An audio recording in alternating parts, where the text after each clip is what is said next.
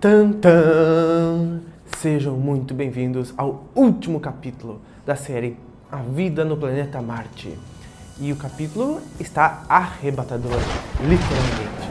Olhe só as perguntas que vamos fazer hoje a Ramatiz. Será que há felicidade em voltar a mundos físicos? E o que vai surpreender desta vez é a resposta. Estas reencarnações são decididas arbitrariamente pelas partes ainda no mundo físico? Como se procede a despedida daquele que vai desencarnar e pretende retornar a um lar já escolhido? Julgamos que as almas, quanto mais evolvidas, mais se demoram a reencarnar. Esta suposição é admitida em Marte? As almas que provêm de outros mundos reencarnam-se imediatamente em Marte? Suponhamos, por exemplo, um espírito recém-chegado na Terra. Para onde ele vai? Esta é outra resposta muito interessante. E será que os marcianos só desencarnam na velhice? Como se sucede o abandono do corpo? E será que desencarnar não naturalmente antes da velhice seria uma espécie de suicídio perante a lei divina? Fique conosco no último capítulo.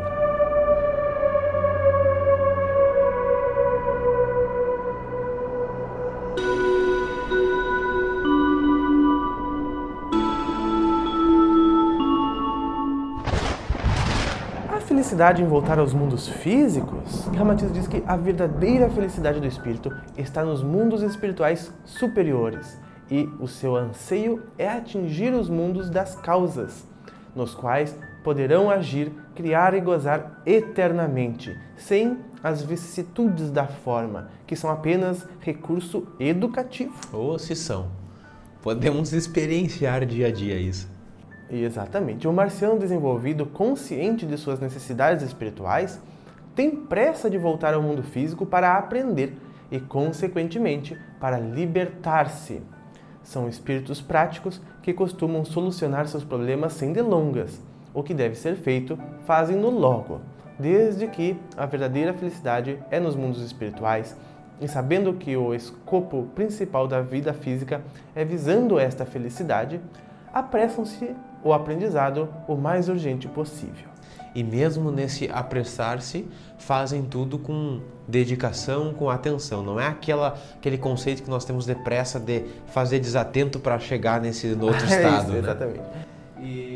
É uma pressa consciente. Isto. E aqui é que se conquista a felicidade. É verdade. Já que voltamos aos mundos físicos em reencarnações, o Hercílio pergunta se essas reencarnações são decididas arbitrariamente pelas partes ainda no mundo físico, no caso de Marte, né? Toda desencarnação e reencarnação, tanto as da Terra como as de outros orbes, são coordenadas pelos mentores espirituais no mundo invisível.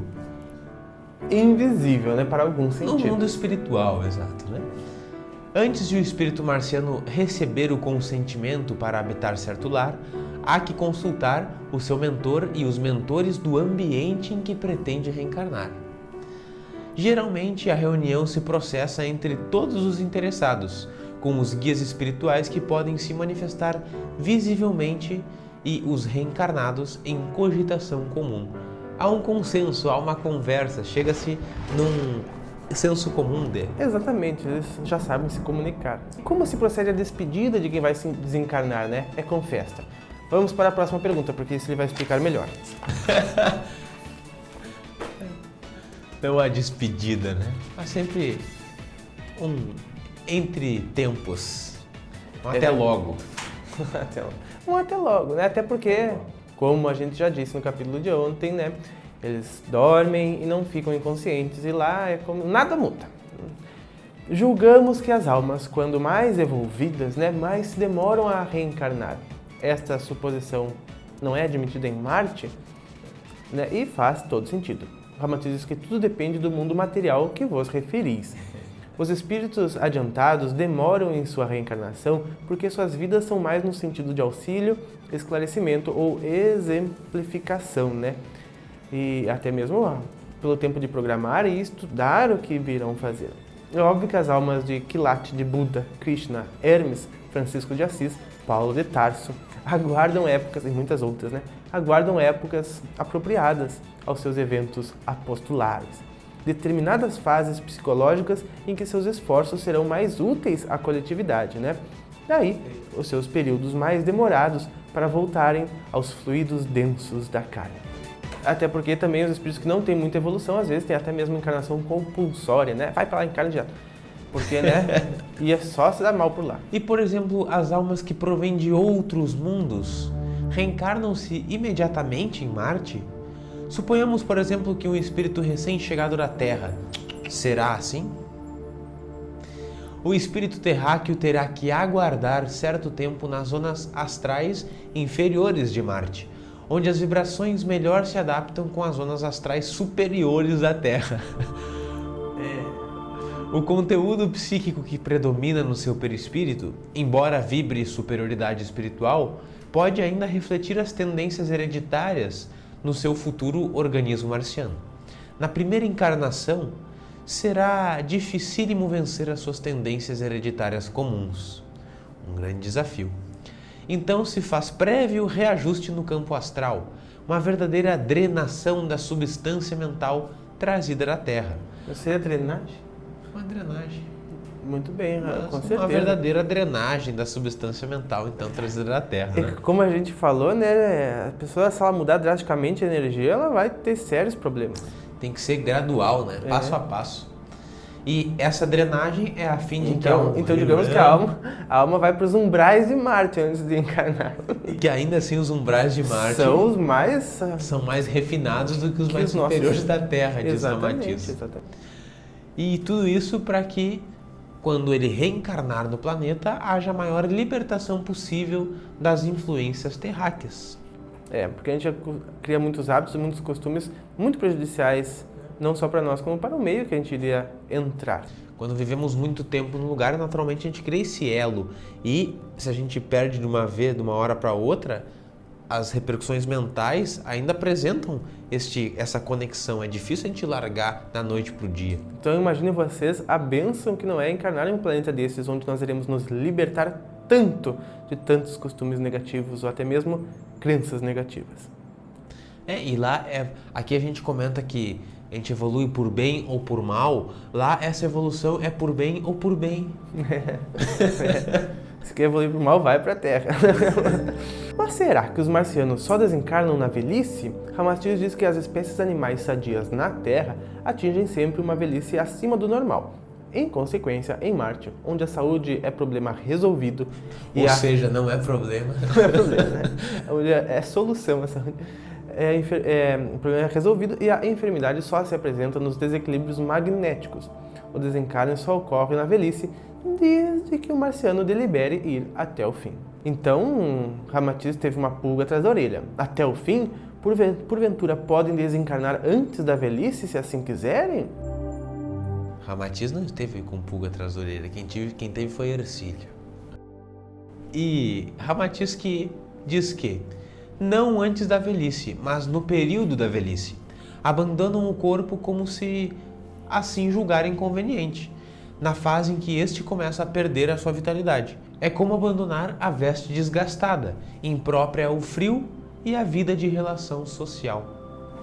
Muito bem, tenho certeza que todos nós iríamos preferir fazer essa troca também, né? Se eu posso usar uma roupa nova, que me dá mais movimento, versatilidade, enfim, por que eu vou usar uma roupa surrada, né? Surrada.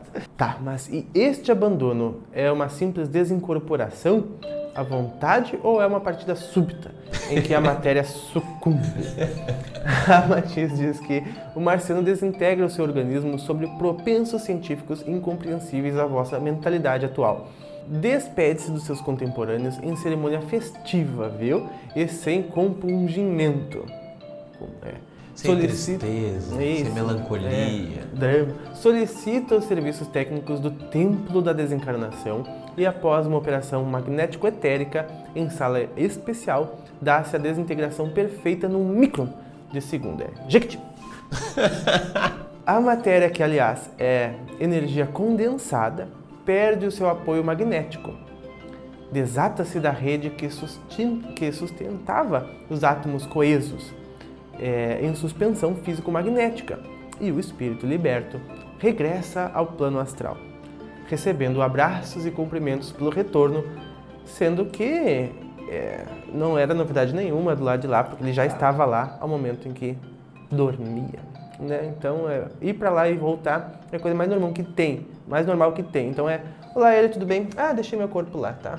Mas é aquele abraço, quando, por exemplo, no final do dia a gente chega em casa e revê os nossos familiares, a gente dá aquele abraço de olá. Bem-vindo. Isso, o lado da importância que tem isso é pelo marco que é, né? Porque o corpo, às vezes, a pessoa fica por muitos anos com aquele veículo. Então, é uma comemoração, é uma mudança, é algo que, mudando o corpo, a gente também vai mudar coisas em nós internamente, né? Então, é por isso, não por saudade ou por falta que vai ter ou por coisa do tipo. Porque eles se comunicam constantemente com o extrafísico, não tem diferença entre encarnados e desencarnados. Eles são seres de dois mundos, assim como nós somos seres de dois mundos. Entende? Então, essa diferença... Nós não nos lembramos que somos. Só não nos lembramos devido ao que a gente comentou no penúltimo capítulo. Né? Então, o corpo se torna, né, Hélio, apenas uma pasta nuclear que restará da aparência física. Não é, pois, o acontecimento dramático que entre vós põe o lar em alvoroço. Em Marte, a desencarnação é num sentido apenas aparente e simbólico. Resumiu bem. Não há morte, mas libertação, a inexistência da morte. É um dos capítulos de As Possibilidades do Infinito, da Bianca, aqui da série do canal.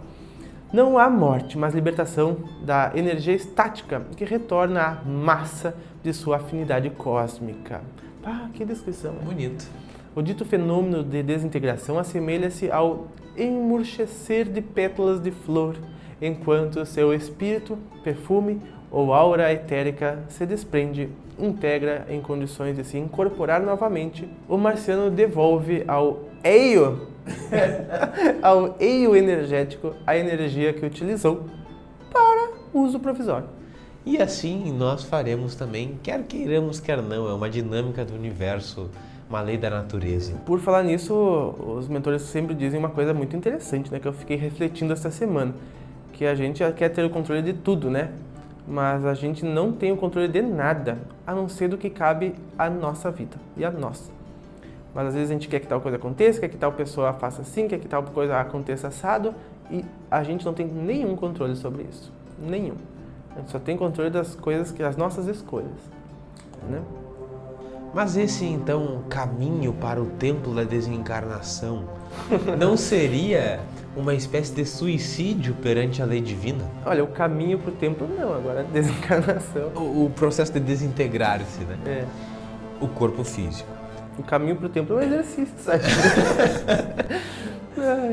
Pois bem, tem uma rampa assim, né? Um monte de escadaria. Vai dizer o seguinte sobre isso. Se não conseguir chegar até lá em cima é porque já está no ponto de trocar o corpo. Aí dá ruim, né? O suicídio, em sua feição intrínseca, é a fuga da vida, quer pelo desespero, rebeldia, negligência ou covardia. Na Terra, esse ato implica em grave penalidade contra a própria consciência, pois ainda estás profundamente ligado aos desatinos e injustiças do pretérito. Semeastes dores e sofrimentos, acervos nas tropelias progressas.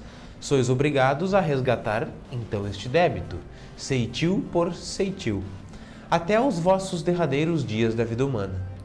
Os marcianos, em face dos seus esforços, já se desobrigaram dessas dívidas que vós, ele coloca, ainda tendes quanto ao passado. E olha que coisa, gente. Esta foi a última pergunta aqui da série da vida no planeta Marte.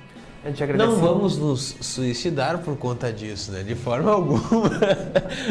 Já vimos, Ramatiz já nos alertou dos problemas que isto causa.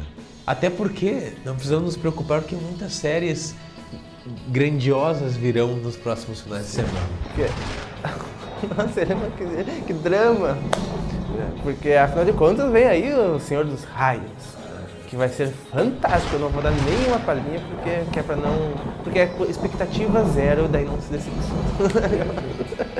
Mas, gente, eu agradeço demais a sua companhia ao longo de todos os capítulos, ao longo de um que outro capítulo. Em um capítulo, eu agradeço muito a sua presença e a sua companhia. Esta série foi, assim, ó, de grandiosa luz.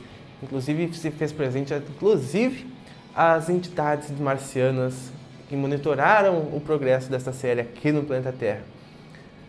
A gente nitidamente percebeu isso lá no primeiro capítulo, né? Verdade. É importante a gente dizer, né, que esses amigos marcianos, eles estão aqui no orbe terrestre. Com certeza, com certeza. E a gente até futuramente podemos falar sobre isso, né? Podemos falar sobre isso. E você também não se preocupe caso você estivesse gostando muito dessa série, porque nas férias, aqui no canal, terá uma coisa muito legal para quem gosta de A Vida no Planeta Marte, certo? Digamos que nós vamos nos aprofundar ainda mais na vida de Marte, nas férias, lá por janeiro, fevereiro, não sei exatamente as datas, certo? E convido, é claro, a todos vocês a acompanharem a minissérie, porque vai ser uma série curta, porém muito importante e interessante, que é O Senhor dos Raios. Então, mais uma vez, agradecendo a sua participação aqui, a gente te espera segunda-feira na Meditação Mundial ao vivo, às 8 horas da noite. Eu te agradeço por ancorar comigo esta série aqui na Terra. Muito obrigado pelo convite, obrigado a presença de todos vocês que estiveram conosco nesses 40 capítulos, ou se esteve em apenas um, se esteve apenas nesse, muito obrigado também por sua companhia.